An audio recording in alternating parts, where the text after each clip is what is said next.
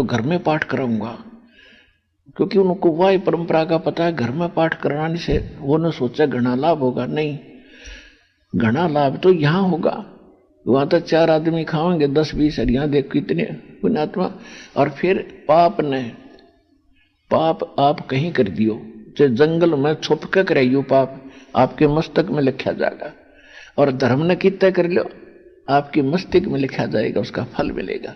तो यहां किया हुआ फल यूं ज्यादा लाभदायक है, इसलिए आप फल रहे हो फटाफट। और एक शास्त्र अनुकूल साधना है, परमात्मा ने फार्मूले बता रखे हैं, इन फार्मूलों को अपना कर आप चलियो, देखना कैसे लाभ ना हो। और फिर जैसे आप शुरू में आते हो, आपके पास कोई पुण्य नहीं है, पुण्य खत्म हुए तो भी तो आप दुखी हुए।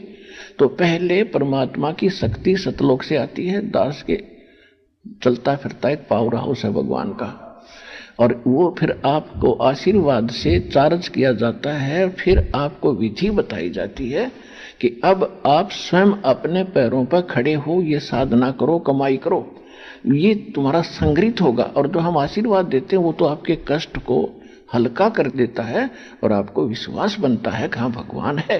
तो फिर ये क्रिया बताई जाती है कि अब डट कर भक्ति है। कबीर साहब ने फार्मूला बताया है कि जिन हर जैसा सुमरिया ताको तैसा लाभ, ओसा प्यास न भाग ही जब लग धसे न आब। कि आप जैसे पहले हम मंगलवार का व्रत रखते थे, 5:15 का प्रसाद बांट दिया, बूंदी लेकर गुलदाना, और वो धर्म हो गया, खाक धर्म हुआ। ये कहते हैं ये तो तुम ओस चाट रहे थे, प्यासे होकर के ओस चाट रहे थे। ओस चाटने से प्यास नहीं बुझेगी, प्यास बुझेगी गट गट गिलास पीवे 2-3, जब पेट भरे तो यहां वो गिलास पे आए जाते हैं आपको गट्टा गटे, और पहले आप ओस चाट्या करते थे।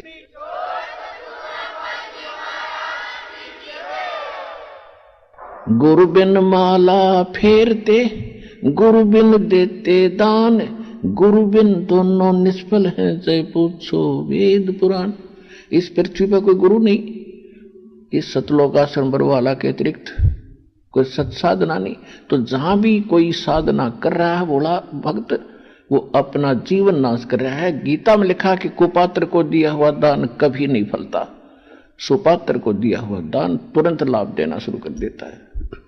तो ये स्थान है, ये दास है वो सुपात्र, और डट कर दान करो और फिर देखना। कबीर साहब कहते हैं, चेड़ी चोंच भर ले गई, नदी न घट्यो नीर, दान दिए धन घटे नहीं, नो कह रे साहिब कबीर। कि दान देने तो धन नहीं घटेगा। कहते मोक्ष चाहिए तो नाम जप, और धन चाहे कर दान, तो दोनों ही चाहिए ज्ञापन। तो इसलिए हमने यहाँ सारे ही कर्म करने पड़ेंगे। तो यहाँ 500 यज्ञ करवाई जाती हैं आपसे। एक यज्ञ है धर्म की, दूसरी यज्ञ है ध्यान, और तीसरी यज्ञ हवन की, चौथी यज्ञ प्रणाम, और 5वीं ये तत्व ज्ञान रूपी यज्ञ है। तो ये 500 यज्ञ सतलोक आश्रम बरवाला, जिला हिसार हरियाणा के अतिरिक्त इस पृथ्वी पर नहीं है, एक इस ब्रह्मांड में नहीं है। आज मान लियो, चाहे 10 साल पाछे मान लियो, या माननी पड़ेगी आप।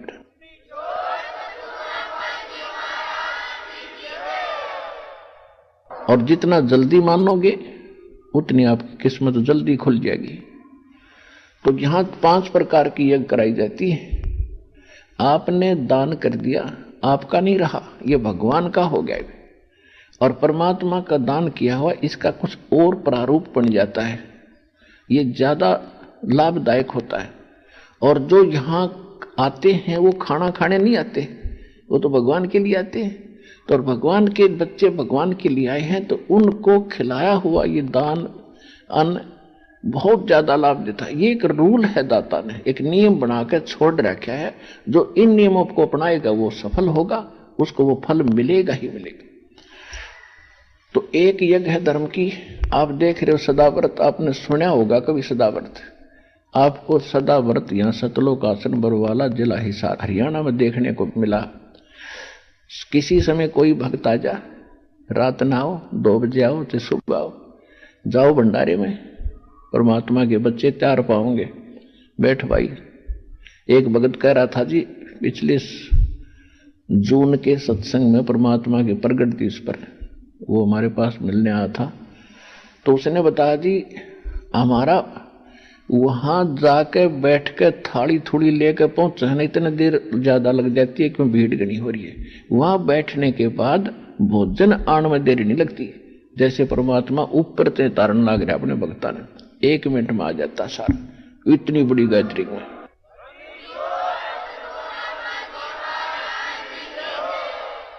तो ये सदा व्रत कबीर भगवान ने लगा रखा है बच्चों। आपको पता आप कितना दान कर सकते हो, हमें पता है कितना दान आता है, ये आता कहां से है इस चक्कर में पढ़ने की जरूरत नहीं, सतलोक से आता है। परमात्मा कबीर साहब ने 18 लाख व्यक्तियों को 3 दिन तक भोजन खवा दिया था।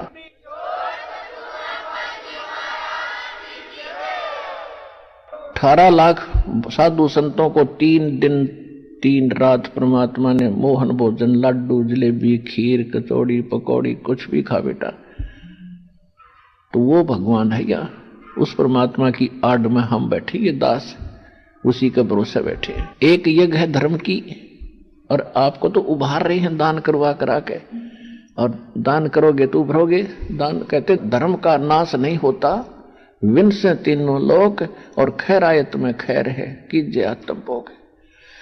कबीर साहब कहते हैं धर्म बिना धापे नहीं, धर्म के बिना उभारा जीव का नहीं हो सकता।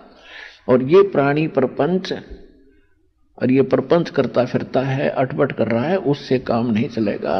और आस बनानी क्यों करे, तन दिया हो तो संच। यानी आज तो कोई भिखारी है, कोई किसी तरह मजदूर है, तो अब उसको मिल नहीं रहा क्योंकि पीछे दान करया नहीं। और दान हम करना चाहते थे तो हमें वो स्थान नहीं मिला जो सुपात्र हो। तो किसी ने मंदिर बनवा दिया, किसी ने धर्मशाला बनवा दी, किसी ने कोई और कंबल बांट दिए। इस तरह की हम क्रिया करते थे, ठीक है ना, तो ये भी ठीक थे, लेकिन ये लाभदायक नहीं थे, मोक्षदायक नहीं थे। मनुष्य का जीवन सफल इनसे नहीं हो रहा था। अब इस तरीके से आपका मोक्ष भी होगा, आपको यहां भी इस संसार में रहोगे तब तक भी आपको विशेष लाभ मिलेगा, आपके संकट भी दूर होंगे। एक यज्ञ है धर्म की, यह भंडारा चला जाता है आने वाले बच्चों को सबको, और भोजन कराया जाता है। एक यज्ञ है धर्म की, दूसरी यज्ञ है ध्यान, परमात्मा की याद रहती है। यहाँ जब तक आप रहोगे, कोई चर्चा चला रहा है मालिक की, कोई बहन भाई अपना दुख बता रहा है कि मैं इतना दुखी था, मैं ऐसा सुखी हुआ, तो उससे आपको दृढ़ता आती है। यहाँ आपको बुलाने के कई कारण हैं। एक तो ये है कि आपको आशीर्वाद दे करके आपके अंदर वो मालिक की दया फीड करनी पड़ती है ताकि आपको उभारा साथ मिले। उसके साथ फिर आपसे क्रिया कराई जाती है, प्रणाम करते हो, और फिर यहाँ एक दूसरे से चर्चा सुनते हो, तो उससे आपको बहुत शिक्षा मिलती है, दृढ़ता आती है।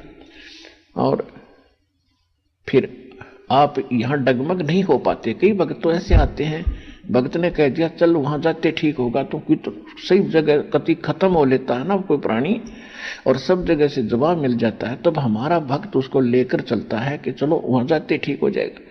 तो वो व्यक्ति केवल ठीक होने के लिए ही आया है, उसने ज्ञान नहीं समझा, तो वो यहाँ आ गया, इस कारण से भी आ गया समझ लो। और यहाँ बैठेगा, 1 दिन 2 दिन रुकेगा, सब भक्तों से सुनेगा, ओहो देख मेरा ऐसे तकलीफ थी, ऐसे ठीक हो गया, ऐसे उसको ऐसे थी, वो ऐसे ठीक हो गया। तो वो आया तो था इसलिए कि मैं एक बार झाड़ा लो आया हूँ, ठीक हो गया तो ठीक से ना, फिर नहीं आऊंगा। तो हम वो भी यहाँ अंधेरा हटाते हैं, इसलिए यहाँ आपको बुलाते हैं। नहीं आपको यहाँ बुलाने में, आप तो आते हो और जाते हो, बड़ा बड़ा भोजन खाते हो, परमात्मा की जो है ना कथा सुनते हो। आपसे आने से पहले यहाँ आपके भाई बहन जो परमात्मा ने पहले दास के साथ भेज रखे हैं, वो आपकी कितनी सेवा करते हैं। 1-2 आदमी आ जाए अचानक घर पे, उनका लेना देना पड़ जाए अपने, कैसे व्यवस्था करो भोजन की। और यहाँ पता नहीं 10,000 आ जाए, 50,000 अचानक आ जाए, और सबका 4 मिला खाना। तो ये आपके भाई बहन आपके लिए कितनी व्यवस्था कर रहे हैं, और कितना आपको सब पता, कहने की जरूरत नहीं कितने व्यक्तियों के अरेंजमेंट करने में कितना परिश्रम करना पड़ता है। ये किस लिए कि आप यहाँ आओ, सत्संग सुनो, बैठोगे, एक काल के कोल्लू में जुड़े तो संगजन हो गए, वहां तो आग लाग रही है, वहां कभी, यहाँ कम से कम 1-2 दिन शांति तो मिलेगी आपने। वहां फिर यहाँ से जो परिपूर्ण होकर जाओगे भक्ति से, ज्ञान से, 5 यज्ञ के जो आप यो दूध सा पी कर जाओगे। अब जैसे आपको पता नहीं भाई गुरु जी कहें 4 बार आना पड़ेगा, चलो गुरु जी का आदेश है तावांगे, क्यों शिष्य तो वही होता जो गुरु वचन पर डट गए, कट गए, फंद 84 के। सत साहेब जी, इस वीडियो के बनाने का उद्देश्य हमारा किसी की भावनाओं को आहत पहुंचाना नहीं है। इस वीडियो के बनाने का उद्देश्य हमारा भक्त समाज को परमात्मा प्राप्ति की सच्ची राह दिखाना है और रूढ़िवादिता से बचाना है। तो आइए देखते हैं संत रामपाल जी महाराज जी के ज्ञान को उनके द्वारा लिखी गई पुस्तक जीने की राह, पेज नंबर 12 से। कथा मारकंडे ऋषि तथा अप्सरा का संवाद। एक समय बंगाल की खाड़ी में मारकंडे ऋषि तप कर रहे थे।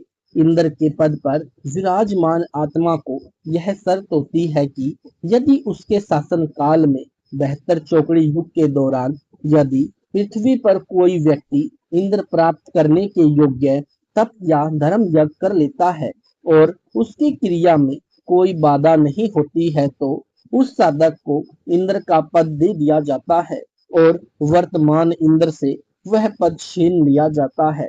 इसलिए जहां तक संभव होता है इंद्र अपने शासन काल में किसी साधक का तप या धर्म यज्ञ पूर्ण नहीं होने देता, उसकी साधना भंग कर देता है, चाहे कुछ भी करना पड़े। Page number 13। जब इंद्र को उसके दूतों ने बताया कि बंगाल की खाड़ी में मारकंडे नामक ऋषि तप कर रहे हैं, इंद्र ने मारकंडे ऋषि का तप भंग करने के लिए उर्वशी यानी इंद्र की पत्नी भेजी। सर्व श्रृंगार करके देवपरी मारकंडे ऋषि के सामने नाचने गाने लगी। अपनी सिद्धि से उस स्थान पर बसंत ऋतु जैसा वातावरण बना दिया। मारकंडे ऋषि ने कोई उत्सुकता नहीं दिखाई। उर्वशी ने कमर का नाड़ा तोड़ दिया, निवस्त्र हो गई। जब मारकंडे ऋषि बोले कि हे बेटी, हे बहन, हे माई, आप यह क्या कर रही हो? आप यहाँ गहरे जंगल में अकेली किस लिए आई? उर्वशी ने कहा कि ऋषि जी, मेरे रूप को देखकर इस आरण्य खंड यानी वन खंड के सर्व साधक अपना संतुलन खो गए, परंतु आप डगमग नहीं हुए। न जाने आपकी समाधि कहाँ थी। कृपया आप मेरे साथ इंद्रलोक में चलो, नहीं तो मुझे सजा मिलेगी कि तू हार कर आ गई। मारकंडे ऋषि ने कहा कि मेरी समाधि ब्रह्मलोक में गई थी, जहां पर मैं उन उर्वशियों का नाच देख रहा था जो इतनी सुंदर है कि तेरे जैसी तो उनकी 7-7 बांदियां अर्थात नौकरानियां हैं। इसलिए मैं तेरे को क्या देखता, तेरे पर क्या आसक्त होता। यदि तेरे से कोई सुंदर हो तो उसे ले आ। तब देवपरी ने कहा कि इंद्र की पटरानी अर्थात मुख्य रानी मैं ही हूँ, मुझसे सुंदर स्वर्ग में कोई औरत नहीं है। तब मारकंडे ऋषि ने पूछा कि इंद्र की मृत्यु होगी तब तू क्या करेगी? उर्वशी ने उत्तर दिया कि मैं 14 इंद्र भोगूंगी। भावार्थ है कि श्री वर्मा जी के एक दिन में 1008 चतुर्युग होते हैं, जिसमें 72 चतुर्युग का शासन काल पूरा करके 14 इंद्र मृत्यु को प्राप्त होते हैं। इंद्र की रानी वाली आत्मा ने किसी मानव जन्म में इतने अत्यधिक पुण्य किए थे, जिस कारण से वह 14 इंद्रों की पटरानी बनकर स्वर्ग सुख तथा पुरुष सुख को भोगेगी। मारकंडे ऋषि ने कहा कि वे 14 इंद्र भी मरेंगे, तब तू क्या करेगी? उर्वशी ने कहा कि फिर मैं मृत्य लोक यानी पृथ्वी लोक को मनुष्य लोक अर्थात मृत्य लोक भी कहते हैं, मृत्यु लोक में गधी बनाई जाऊंगी और जितने इंद्र मेरे पति होंगे वे भी पृथ्वी पर गधे की योनि प्राप्त करेंगे। मारकंडे ऋषि बोले कि फिर मुझे ऐसे लोक में क्यों ले जा रही थी जिसका राजा गधा बनेगा और रानी गधी की योनि प्राप्त करेगी। उर्वशी बोली कि अपनी इज्जत रखने के लिए, नहीं तो वे कहेंगे कि तू हार कर आई है। मारकंडे ऋषि ने कहा कि गधियों की कैसी इज्जत, तू वर्तमान में भी गधी है, क्योंकि तू 14 खत्म करेगी और मृत्यु उपरांत तू स्वयं स्वीकार कर रही है कि मैं गधी बनूंगी। गधी की कैसी इज्जत। इतने में वहीं पर इंद्र आ गया। विधान अनुसार अपना इंद्र का राज्य मारकंडे ऋषि को देने के लिए कहा कि ऋषि जी, हम हारे और आप जीते, आप इंद्र की पदवी स्वीकार करें। मार्कंडे ऋषि बोले, अरे अरे इंद्र, इंद्र की पदवी मेरे किस काम की? मेरे लिए तो काग यानी कौवे की बीट के समान है। मार्कंडे ऋषि ने इंद्र से फिर कहा कि तू मेरे बताए अनुसार साधना कर। Page number 14। तेरे को ब्रह्मलोक ले चलूंगा, इस इंद्र के राज्य को छोड़ दे। इंद्र ने कहा कि हे ऋषि जी, अब तो मुझे मौज मस्ती करने दो, फिर देखूंगा। पाठक जनों, विचार करो। इंद्र को पता है कि मृत्यु के उपरांत गधे का जीवन मिलेगा, फिर भी उस क्षणिक सुख को त्यागना नहीं चाहता। कहा कि फिर कभी देखूंगा। फिर कब देखेगा? गधा बनने के पश्चात तो कुम्हार देखेगा कितना वजन गधे की कमर पर रखना है, कहाँ से डंडा मारना है। ठीक इसी प्रकार इस पृथ्वी पर कोई छोटे से टुकड़े का प्रधानमंत्री, मंत्री, मुख्यमंत्री या राज्य में मंत्री बना है, या किसी पद पर सरकारी अधिकारी या कर्मचारी बना है, या धनी है, उसको कहा जाता है कि आप भक्ति करो, नहीं तो गधे बनोगे। वे या तो नाराज हो जाते हैं, कहते हैं कि हम क्यों गधे बनेंगे। फिर से मत कहना, कुछ सभ्य होते हैं, वे कहते हैं कि किसने देखा है गधे बनते हैं या नहीं। फिर उनको बताया जाता है कि सब संत तथा ग्रंथ बताते हैं, तो अधिकतर कहते हैं कि देखा जाएगा। उनसे निवेदन है कि मृत्यु के पश्चात गधा बनने के बाद आप क्या देखोगे? फिर तो कुम्हार देखेगा कि आप जी के साथ कैसा बर्ताव करना है। देखना है तो अब वर्तमान में देखो, बुराई छोड़कर शास्त्रानुकूल साधना करो, जो वर्तमान में विश्व में केवल मेरे यानी रामपाल दास के पास है। आओ ग्रहण करो और अपने जीव का कल्याण कराओ। ऊपर लिखी वाणी नंबर 3 में बताया है कि इंद्र कुबेर तथा इसकी पदवी प्राप्त करने वाले तथा ब्रह्मा जी का पद तथा वरुण धर्मराय का पद प्राप्त करके तथा विष्णु जी के लोक को प्राप्त कर देव पद प्राप्त भी वापिस जन्म मरण के चक्र में रहता है। स्वर्ग लोक में 33 करोड़ देव पद हैं। जैसे भारत वर्ष की संसद में 540 सांसदों के पद हैं। व्यक्ति बदलते रहते हैं। उन्हीं सांसदों में से प्रधानमंत्री तथा अन्य केंद्रीय मंत्री आदि आदि बनते हैं। इसी प्रकार उन 33 करोड़ देवताओं में से ही कुबेर का पद अर्थात धन के देवता का पद प्राप्त होता है, जैसे वित्त मंत्री होता है। इसकी पदवी का अर्थ है प्रभु पद, जो लोक वेद में कुल 3 माने गए हैं। नंबर 1 श्री ब्रह्मा जी, नंबर 2 श्री विष्णु जी तथा नंबर 3 श्री शिव जी। वरुण देव जल का देवता है। धर्मराय मुख्य न्यायाधीश है, जो सब जीवों को कर्मों का फल देता है, उसे धर्मराज भी कहते हैं। ये सर्व काल ब्रह्म की साधना करके पद प्राप्त करते हैं। पुण्य क्षीण यानी समाप्त होने के पश्चात सर्व देवता पद से मुक्त करके पशु पक्षियों आदि की 84 लाख प्रकार की योनियों में डाले जाते हैं। फिर नए ब्रह्मा जी, नए विष्णु जी तथा नए शिव जी इन पदों पर विराजमान होते हैं। ये सर्व उपरोक्त देवता जन्मते मरते हैं, ये अविनाशी नहीं है। इनकी स्थिति आप जी को सृष्टि रचना अध्याय में इसी पुस्तक में स्पष्ट होगी कि ये कितने प्रभु हैं, किसके पुत्र हैं तथा कौन इनकी माता जी है। अन्य प्रमाण श्री देवी पुराण यानी चित्र मोटा टाइप केवल हिंदी गीता प्रेस गोरखपुर से प्रकाशित के तीसरे सकंद में पृष्ठ 123 पर लिखा है कि तुम शुद्ध स्वरूपा हो, यह सारा संसार आपसे ही उद्भाषित हो रहा है। Page number 15। मैं यानी विष्णु, ब्रह्मा और शंकर आपकी कृपा से विद्यमान है। हमारा तो आविर्भाव अर्थात जन्म तथा तिरोभाव अर्थात मृत्यु हुआ करता है। आप प्रकृति देवी हैं। शंकर भगवान बोले कि हे देवी, यदि ब्रह्मा के पश्चात उत्पन्न होने वाले विष्णु आपसे उत्पन्न हुए हैं, तो क्या मैं तमोगुणी लीला करने वाला शंकर क्या आपकी संतान नहीं हुआ?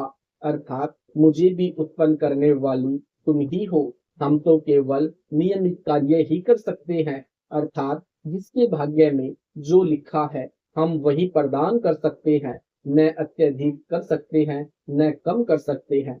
पाठक जनों, इस श्री देवी पुराण के उल्लेख से स्पष्ट हुआ कि श्री ब्रह्मा जी श्री विष्णु जी तथा श्री शंकर जी नासवान है। इनकी माता जी का नाम श्री देवी दुर्गा है। अधिक जानकारी आप सृष्टि रचना अध्याय से ग्रहण करेंगे, जो इसी पुस्तक में पीछे पृष्ठ 254 पर लिखी है। ये प्रधान देवता हैं, अन्य इनसे निम्न स्तर के देव हैं। ये सर्व जन्मते मरते हैं, अविनाशी राम नहीं है, अविनाशी परमात्मा नहीं है।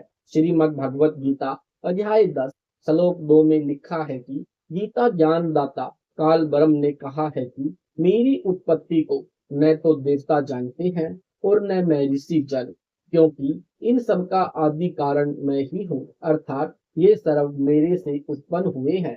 गीता अध्याय 4 श्लोक 5 में गीता ज्ञान बोलने वाले ने कहा है कि हे अर्जुन, तेरे और मेरे बहुत जन्म हो चुके हैं, तू नहीं जानता, मैं जानता हूँ। गीता अध्याय 2 श्लोक 12 में भी स्पष्ट है कि तू, मैं तथा सब राजा सेना पहले भी जन्मे थे, आगे भी जन्मेंगे।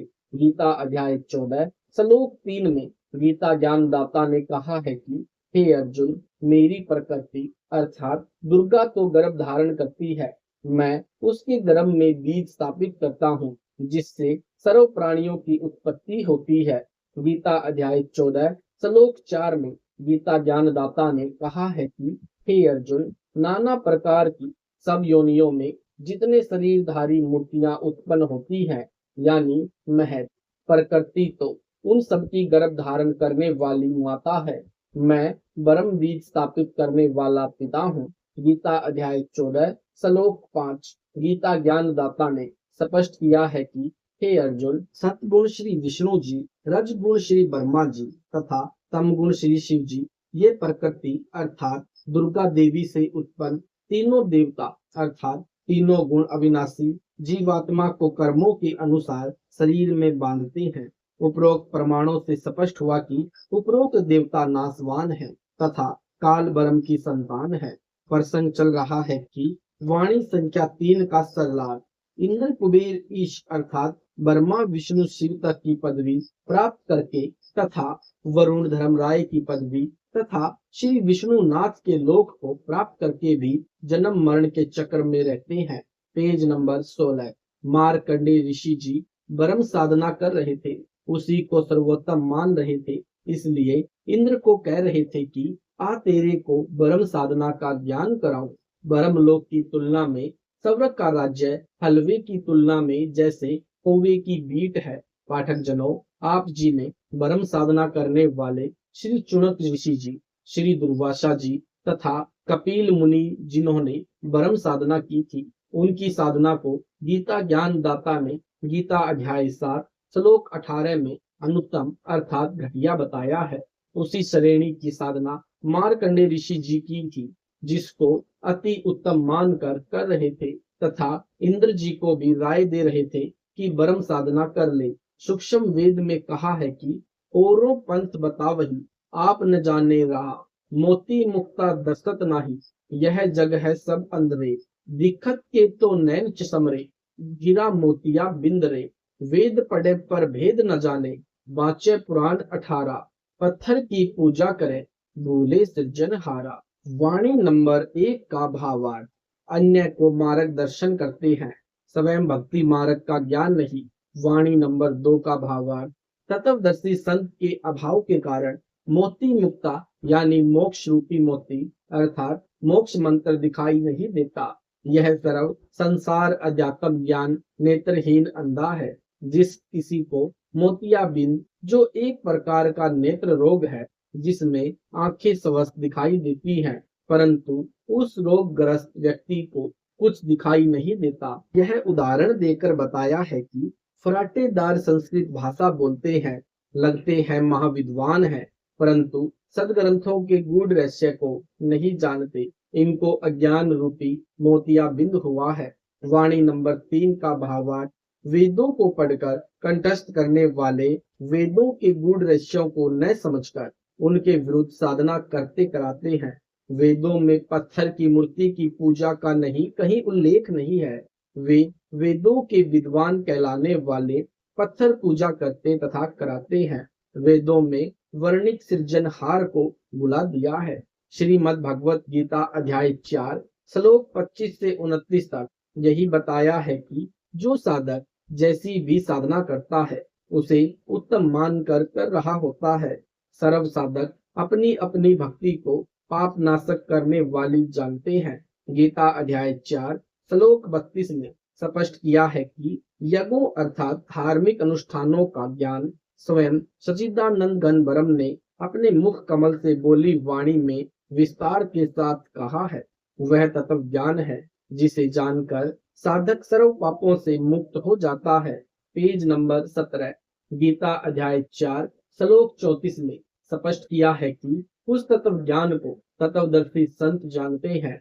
उनको दंडवत प्रणाम करने से, नम्रता पूर्वक प्रश्न करने से वे तत्व ज्ञान को जानने वाले ज्ञानी महात्मा तुझे तत्व ज्ञान का उपदेश करेंगे। वह तत्व ज्ञान जिसे ऊपर की वाणी में निर्गुण रासा कहा है, नहीं मिलने से सर्व साधक जन्म मरण के चक्र में रह गए। मार्कंडे ऋषि ब्रह्म साधना कर रहा था। श्रीमद् भगवत गीता अध्याय 8 श्लोक 16 में कहा है कि ब्रह्म लोक में गए साधक भी पुनरावर्ती अर्थात बार बार जन्म मरण के चक्र में ही रहते हैं। पूर्व शब्द की वाणी संख्या 4 संत जन्म तो ही मरता होगे, जीवित क्यों न मरे रे, द्वादश मध्य महल मठ बोरे, बहुर न दे दर रे। सरलार, हे मानव, तू अनंत बार जन्म और मर चुका है। सत्य साधना कर तथा जीवित मर। जीवित मरने का तात्पर्य है कि भक्त को ज्ञान हो जाता है कि इस संसार की प्रत्येक वस्तु अस्थायी है। यह शरीर भी स्थायी नहीं है। जन्म मृत्यु का बखेड़ा भी भयंकर है। इस संसार में दुख के अतिरिक्त कुछ नहीं है। मानव शरीर प्राप्त करके मोक्ष प्राप्त नहीं किया तो पशु जैसा जीवन जिया। जैसे गीता अध्याय 7 श्लोक 29 में कहा है कि जो साधक केवल जरा अर्थात वृद्धा अवस्था के कष्ट तथा मरण के दुख से ही मुक्ति के लिए जो साधना है, वे तत्व ब्रह्म को तथा संपूर्ण अध्यात्म ज्ञान को तथा कर्मों को जानते हैं। इसी प्रकार तत्व ज्ञान होने के पश्चात मानव को अनावश्यक वस्तुओं की इच्छा नहीं होती। तंबाकू, शराब, मांस सेवन नहीं करता। नाच गाना मूर्खों का काम लगता है। जैसे भोजन मिल जाए उसी में संतुष्ट रहता है। आत्म कल्याण कराने के लिए साधक विचार करता है कि यदि मैं सत्संग में नहीं आऊंगा तो गुरु जी के दर्शन नहीं कर पाऊंगा। सत्संग विचार न सुनने से मन फिर से विकार करने लगेगा। वह साधक सर्व कार्य छोड़कर सत्संग सुनने के लिए चल पड़ता है। वह विचार करता है कि हम प्रतिदिन सुनते हैं तथा देखते हैं कि छोटे छोटे बच्चों को छोड़कर पिता संसार से चला जाता है, मर जाता है। बड़े बड़े पूंजीपति दुर्घटना में मर जाते हैं। सर्व संपत्ति जो सारे जीवन में जोड़ी थी उसे छोड़कर चले जाते हैं। दोबारा उस संपत्ति को संभालने नहीं आते। मृत्यु से पहले एक दिन भी कार्य छोड़ने का दिल नहीं करता था। अब परमानेंट कार्य छूट गया। आज भाई को फुर्सत है। एक भक्त सत्संग में जाने लगा, दीक्षा ले ली, ज्ञान सुना और भक्ति करने लगा। अपने मित्र से भी सत्संग में चलने तथा भक्ति करने के लिए प्रार्थना की, परंतु दोस्त नहीं माना। कह देता कि कार्य से फुर्सत यानी खाली समय नहीं है। छोटे छोटे बच्चे हैं, इनका पालन पोषण भी करना है। काम छोड़कर सत्संग में जाने लगा तो सारा धंधा चौपट हो जाएगा। Page number 18। वह सत्संग में जाने वाला भक्त जब भी सत्संग में चलने के लिए अपने मित्र से कहता तो वह यही कहता कि अभी काम से फुर्सत नहीं है। एक वर्ष पश्चात उस मित्र की मृत्यु हो गई। उसकी अर्थी उठाकर उनके लोग तथा नगरवासी चले तथा साथ साथ सैकड़ों नगर मोहल्ले के व्यक्ति भी साथ साथ चले। सब बोल रहे थे कि राम नाम सत्य है, सत्य बोले गत है। भगत कह रहा था कि राम नाम तो सत्य है, परंतु आज भाई को फुर्सत है। नगरवासी कह रहे थे कि सत्य बोले गत है। भक्त कह रहा था कि आज भाई को फुर्सत है। अन्य व्यक्ति उस भक्त से कहने लगे कि ऐसे मत बोल, इसके घर वाले बुरा मानेंगे। भक्त ने कहा कि मैं तो ऐसे ही बोलूंगा। मैंने इस मूर्ख से हाथ जोड़कर प्रार्थना की कि सत्संग में चल, कुछ भक्ति कर ले। यह कहता था कि अभी फुर्सत अर्थात खाली समय नहीं है। आज इसको परमानेंट फुर्सत है।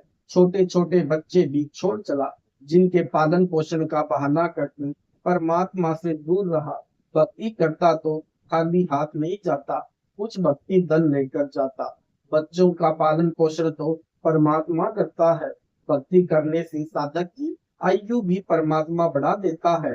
भक्तजन ऐसा विचार कर भक्ति करते हैं, कार्य त्याग कर सत्संग सुनने जाते हैं।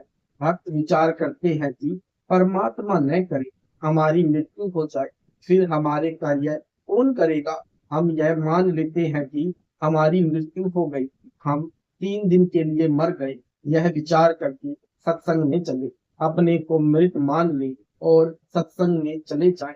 वैसे तो परमात्मा के भक्तों का कार्य बिगड़ता नहीं, फिर भी हम मान लेते हैं हमारी गैर हाजिरी में कुछ कार्य खराब भी हो गया तो 3 दिन बाद जाकर ठीक कर लेंगे। यदि वास्तव में टिकट कट गई अर्थात मृत्यु हो गई तो परमानेंट कार्य बिगड़ गया, फिर कभी ठीक करने नहीं आ सकते। इस स्थिति को जीवित मरना कहते हैं। सत साहिब जी, अगर आपको यह वीडियो अच्छा लगा है तो वीडियो को लाइक करें, शेयर करें, कमेंट करें। YouTube पर ऐसे ही वीडियो देखने के लिए हमारे चैनल संत रामपाल जी महाराज जी सत्संग चैनल को सब्सक्राइब जरूर करें। सत साहिब जी।